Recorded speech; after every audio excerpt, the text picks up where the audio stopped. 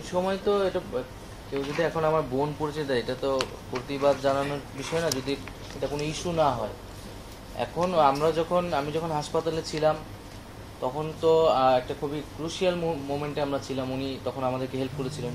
আমি যতটুকু জানি উনি গণ অধিকার পরিষদের নেত্রী ছিলেন, আমাদের বিশ্ববিদ্যালয়ে পড়াশোনা করেছেন। সেই জায়গা থেকে বিশ্ববিদ্যালয়ের বোন হিসেবে তিনি তখন আমাদেরকে অনেক হেল্প করেছিলেন। আর আমার পক্ষ থেকে তো আসলে আমাকে যখন তুলে নেওয়া হয়েছে বা কথা বলারও কেউ ছিল না। হ্যাঁ, আমার পরিবারের সদস্যদেরও আমরা মানে তারাও কথা বলতে এক ধরনের নিরাপত্তাহীনতা ছিল। Redmi 13 স্টাইল বানাই দুনিয়া কাঁপায়।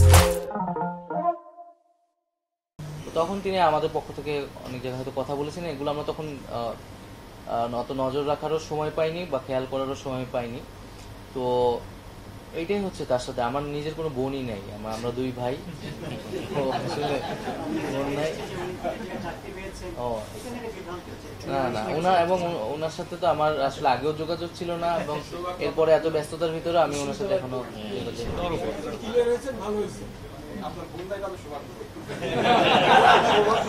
সৌভাগ্য না।